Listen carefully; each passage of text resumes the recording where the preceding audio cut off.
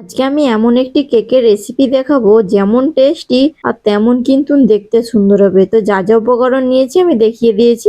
Baking soda, baking powder, এরপর ডিম নিয়েছি, কাজু কিশমিশ নিয়েছি, মোরব্বা, ভ্যানিলা এসেন্স আর লেমন এসেন্স নিয়েছি, আমসত্ব, কাজু আর খেজুর কেটে নিয়েছি পিস পিস করে।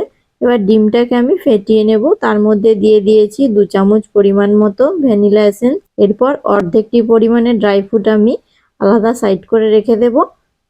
অর্ধেক করে নেওয়া বাটির ড্রাই ফ্রুটটিতে আমি লেমন এসেন্স মিশিয়ে দেব। 2 চামচ পরিমাণ মতো ভ্যানিলা এসেন্স মিশিয়ে দিয়েছি, আপনারা চাইলে কম বেশি মেশাতে পারেন, কোনো ক্ষতি না। বাটারটি ঢেলে দিয়েছি, তার সাথে দিয়ে দিচ্ছি বিস্কুটের গুঁড়ো, দিয়ে ভালো করে আমি মিশিয়ে নেব।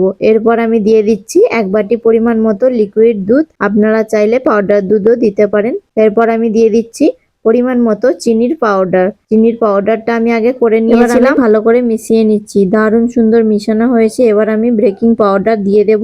এরপরে দিয়ে দিচ্ছি বেকিং সোডা, আমি 2 চামচ পরিমাণ মতন দিয়েছি, ভালো করে মিশিয়ে নিচ্ছি। এরপরে দিয়ে দেব ময়দা 1 বাটি, দিয়ে ভালো করে মিশিয়ে নিচ্ছি। দারুণ সুন্দর কিন্তু বেটারটা তৈরি হবে। দেখুন বন্ধুরা, পুরো আমি বেটারটাকে ঠিক এইরকম ঘনত্ব তৈরি করে নিয়েছি। এবার দিয়ে দিচ্ছি মধু। মধুটা আমি কিন্তু পরিমাণ মতো 3 চামচ পরিমাণ দিয়েছি। এরপর আমি ড্রাই ফ্রুট দিয়ে দেব। আবারও আমি ভালো করে মিশিয়ে নিয়েছি। এরপর দিয়ে দিচ্ছি পরিমাণ মতন ঘি, দিয়ে আবার একটু মিক্স করে নিলাম।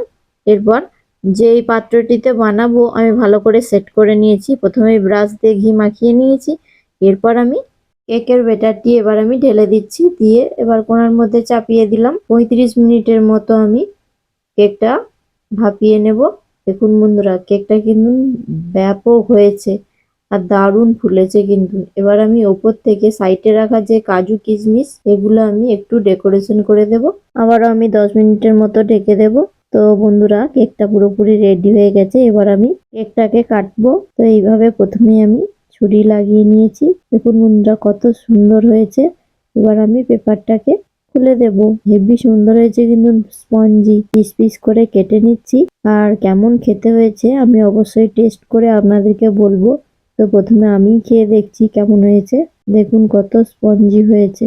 তো বন্ধুরা, কেকটি খেয়ে দেখলাম দারুণ কিন্তু হয়েছে। যেমন টেস্টি আর তেমন দেখতে সুন্দর। এইভাবে কিন্তু আপনারাও বাড়িতে অবশ্যই বানিয়ে খাবেন, দেখবেন হেভি সুন্দর খেতে লাগবে। টাটা।